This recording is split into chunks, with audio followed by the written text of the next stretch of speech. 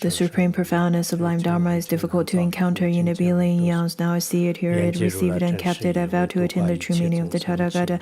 In order to liberate all sentient beings, let us generate supreme bodhicitta. Let us now continue with our class on a journey to the West. Currently, we are talking about the third stop of Phuntsog Rinpoche and his teaching at Rocky Mountain. There are 10 stops in total that Phuntsog Rinpoche made. Let's see, I'm not sure if I will be able to finish this completely. Some people may be able to only hear a part of it and not completely finishing it and so on. But as a teacher, I'm not sure if I'll be able to give you the entire teaching, but I will definitely teach it all the way to the end as long as I'm alive. Many people are looking for the Tibetan version of this book, and I'm trying to see if this will be made available during the Parinirvana Day. Many people are seeking for the books, and they're using various ways to get the books.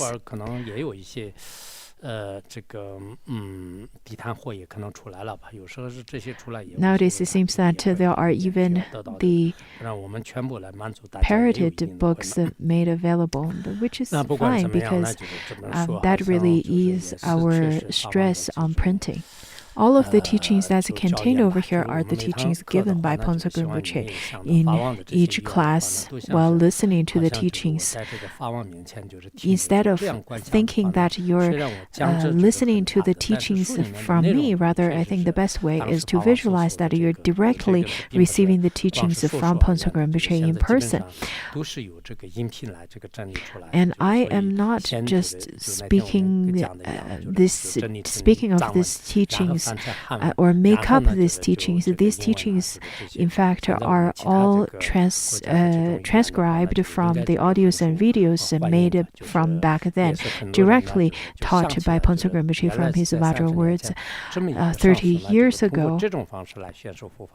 Phuntsog Rinpoche gave Dharma teaching in this way. This is how you should contemplate. Just imagine that you traveled back in time and then listening to the Dharma teachings directly, receiving the Dharma teachings directly from Phuntsog Rinpoche, just as some of those movies and TVs that would show how people can time travel backwards and then meet the people that they want to meet and receive the teachings that they want to receive. And then you can visualize that you're following Phuntsog Rinpoche step by step and stop by stop, attended each sessions and received each teachings from Phuntsog Rinpoche.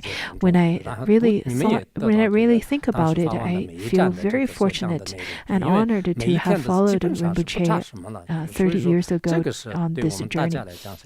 And being there, I tried my best to put all the information together and present it to you. And similarly, you can visualize yourself to have followed Rinpoche also 30 years back and received teachings directly from him as well.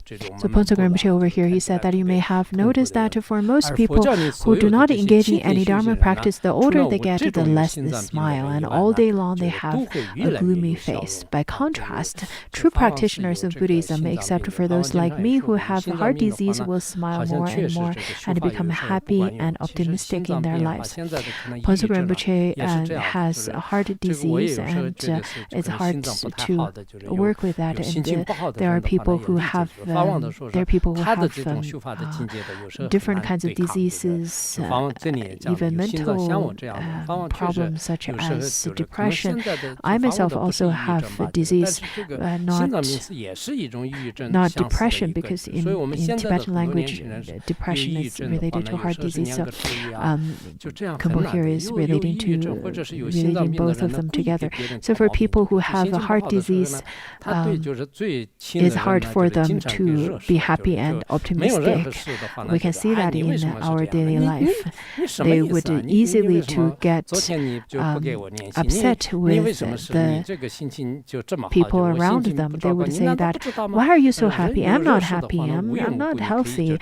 So why are you so happy? And they would try to create problems, or not even trying, but they naturally would just create problems. When they're happy, then they're just like celestial beings and living in celestial realm, and when they're not, they're like beings in hell realm.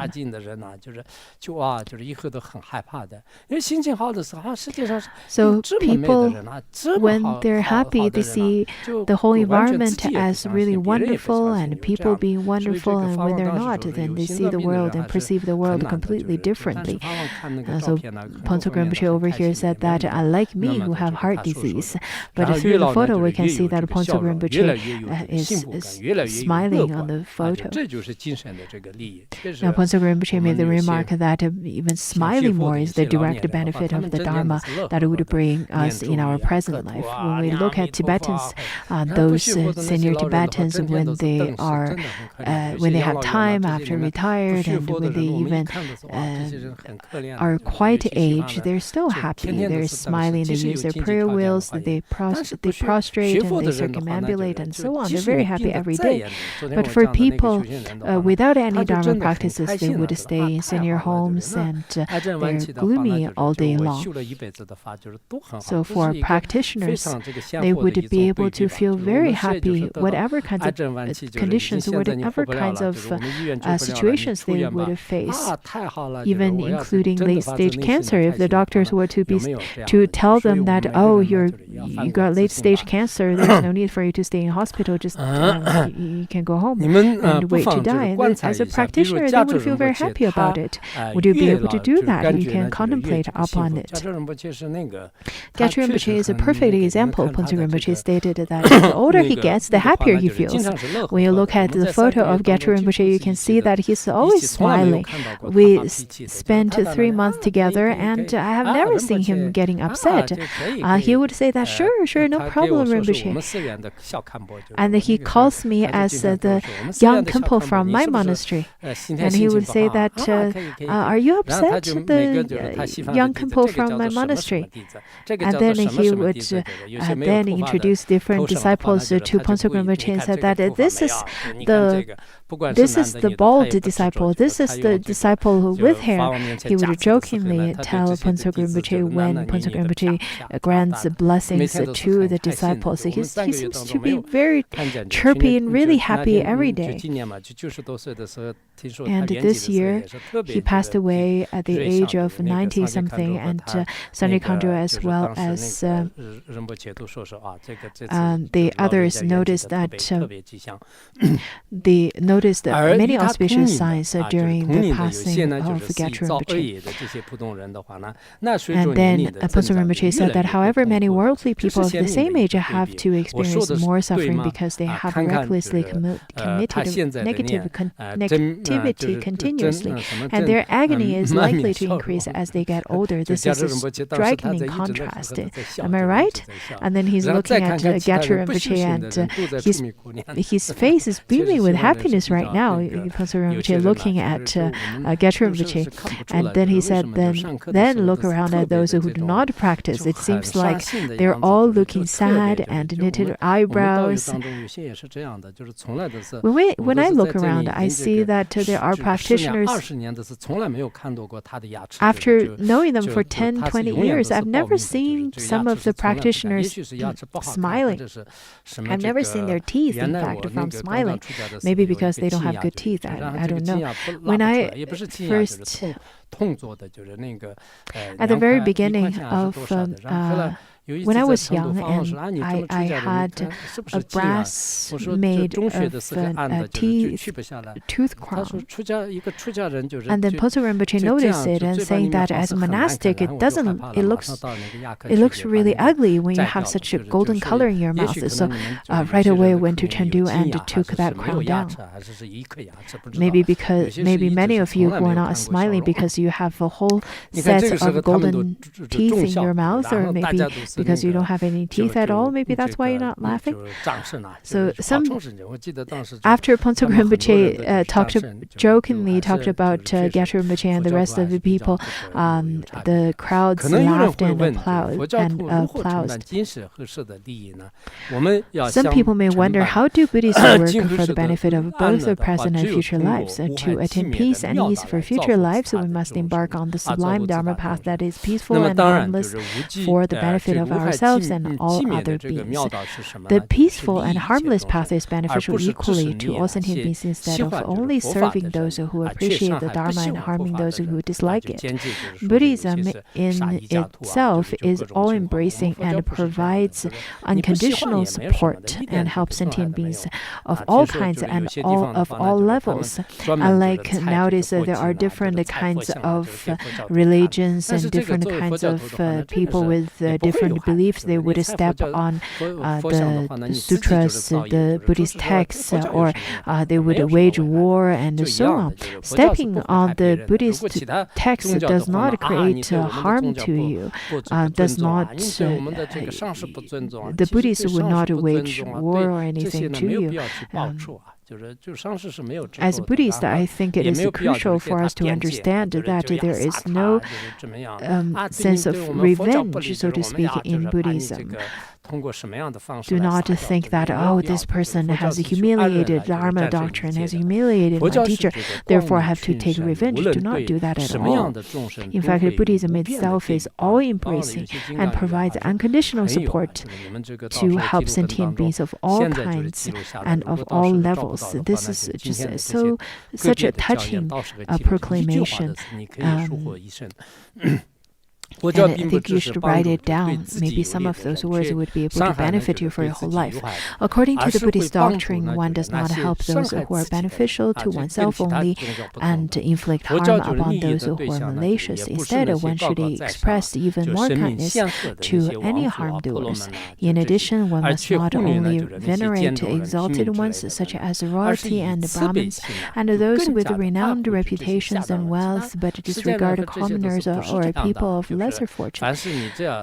The worldly people, in fact, only treat the ones who can provide benefits to them with great kindness, but not the ones who do not bring them benefits. Instead, one must care more for those who are struggling and treat them with loving kindness and compassion. Also, one must not simply be kind to human beings, but continue to harm other types of beings, because all living beings suffer equally from physical illness and mental afflictions. For instance, animals such as horses, cows, it is obvious that animals have the same desire for happiness and the same aversion towards suffering. Sadly, however, they have no idea of how to attain happiness, since they do not have the intelligence that humans do. For this reason, they need more care and love. Now try to fuse yourself into the Dharma teachings. I do not want to elaborate too much on these teachings, but you yourself should delve into it yourself, and then truly be there to receive these profound teachings, because there is so much depth within it. The altruistic and compassionate spirit is also an important measurement for discerning Buddhist teachers. Dharma masters that possess pure altruistic intentions and compassionate conduct are commonly regarded as good teachers, while those who lack compassion and altruistic activity are believed to be bad teachers. In this logic, those who have only a mediocre motivation intention and conduct to benefit others are referred to as average teachers. So there are the 3 levels of teachers being presented over here. So the criteria for being good or bad teachers is whether they follow the peaceful and harmless path to benefit beings. The criteria for being good or bad teachers is whether they follow peaceful and harmless path to benefit beings. Those who fully embrace this sublime path are good teachers in name and in actuality. Well, when it comes to the criteria for teachers for fellow practitioners, it all applies to their intention and their activity. If you do not have any good intention and conduct, and how could you say that you're a good person? There are different degrees of altruism. For instance, considering those Tibetan masters who carry out altruistic activity only in the Tibetan region, it is merely altruism of a lesser degree. Rather, to benefit beings in places where dharma is not flourishing at all is a truly remarkable activity endowed with great qualities. When you go to places where dharma is not flourishing, the beings do not benefit from the nourishment of the dharma, in fact are suffering. So if you can be at those places and benefit beings in those places are considered as activities with great quality. Given that most Tibetans take delight in performing virtue, it is not particularly challenging even to attract all Tibetans as the disciples and to teach them the Dharma. This is why propagating Dharma in the land of Tibet can only be counted as altruism of a lesser degree. Well, because it's easy to teach the Tibetans. They're very accustomed to altruistic or very accustomed to virtuous deeds, and at least they know what is right and what is wrong. So it is easy to educate the Tibetans. But when you want to propagate the Dharma in places that the teachings of such virtue is less prevalent, then that is considered as a great conduct of altruism, such as in Africa, in the lands there is no Dharma. There are lay practitioners who tells me that they want to give teachings to, they want to teach and they want to go and help in the places where Dharma is less prevalent. I told them that this is such a great aspiration. Even if you were to give teachings such as Om Mani Padme Hum to the Africans, to share some cookies to them and then teach them how to chant and how to sing Om Mani Padme Hum, that is a wonderful virtue, to plant some virtuous seeds in their mind stream. Not just Africa, in various kinds of places in the world where Dharma is not prevalent, those are the places that you should go. If you can keep your mind and do not disturb if you can keep treading on your own path and do not disturb others' mind, then this is the aspiration you can make, and to benefit beings at those places. I go to different places, and especially abroad, it is very difficult to propagate Dharma abroad. So we can see that the great masters who then propagate Dharma in different places, they truly are great beings.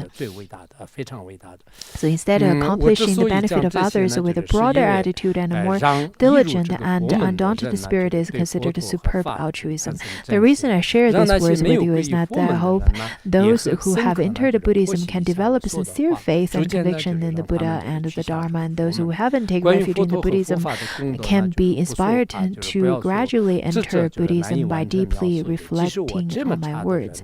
Regarding the qualities of Buddha and the Dharma, even wise Buddhist scholars would find it difficult to describe them completely, let alone someone like me. I cannot enumerate all their qualities, even if I were to speak for months. But now it is time to move on to the next topic. Now, Phuntsok Rinpoche started to talk about refuge vow. Now we will discuss how to take refuge in the 3 jewels. To take refuge in the Buddha is to wholeheartedly regard the Buddha as the one and only primary teacher in your life. To take a refuge in the Dharma is to follow wholeheartedly the teaching that the Buddha taught and never learn or practice doctrines that are contrary to the Dharma. To take refuge is to take refuge in the sangha is to rely on the Buddha's followers as your sole companion on your spiritual path and never turn to those who hold wrong views toward the Buddha or even denigrate the Buddha. More than these, send represents the supreme embodiment of all the three jewels of the root guru. You should supplicate the root guru, adhere to the root guru's guidance, and emulate and practice the root guru's instructions. In doing so, one is taking refuge in the guru.